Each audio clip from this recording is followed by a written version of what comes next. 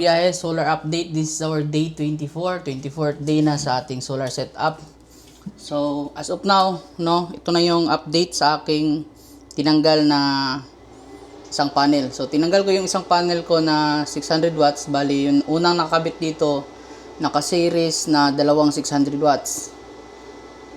So tinanggal ko yung isa. So ito na yung naging resulta, no. Maganda yung sikat ng araw ngayon. Ang harvest niya ay nasa 24 amps lang. Naging 35 na lang yung volts niya kasi tinanggal natin yung isa, dapat 80 volts yan eh. So 25 amps, 35 volts, no? So yan yung updated natin ngayon.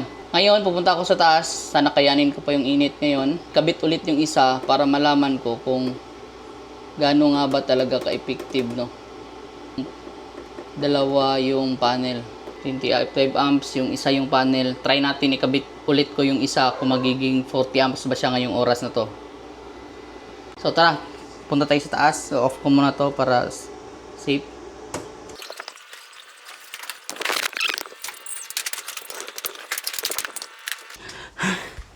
Ay, grabe yung init. So i-on na natin. Ayan, moment of truth.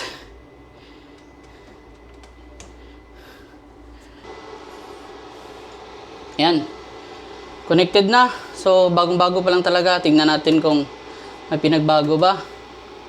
40 amps. Grabe. Sobrang laki talaga ng pinagbago niya nung kinunik ko yung dalawa. Umabot na siya ng 79 volts. Max charging current 40 amps. Ayan. Confirm na confirm po. Mas maganda po talaga. Sobrang init ang panahon ngayon. So 40 amps, umabot na siya ng 40 amps kanina. Hindi talaga siya abot ng 26 hanggang 25 lang. So confirm na confirm po.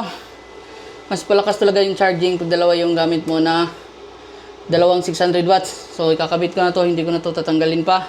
Kasi siya sa 39 to 40 amps. Ibig sabihin, nag times 2 talaga yung kanyang harvest. Ko na lang sa position ng aking kuwan, pero babaguhin ko pa yun kasi di pa yun final. Naka-flat kasi. Gusto ko pa yung ipaslant. Tapos yun, confirm, balik natin ulit. 78 volts, 40 amps. So max ng kanyang charging. So nung tinanggal ko yung isa, same lang yung init. Na-confirm ko na talaga ngayon kasi nung mga nakaraang araw kasi palaging maulan kaya di ko siya ma-test talaga. Ngayon 39 amps, 40 amps, 39 amps to 40 amps na, nagma-max charging na siya. Ayan. So confirm, mas maganda para sa akin.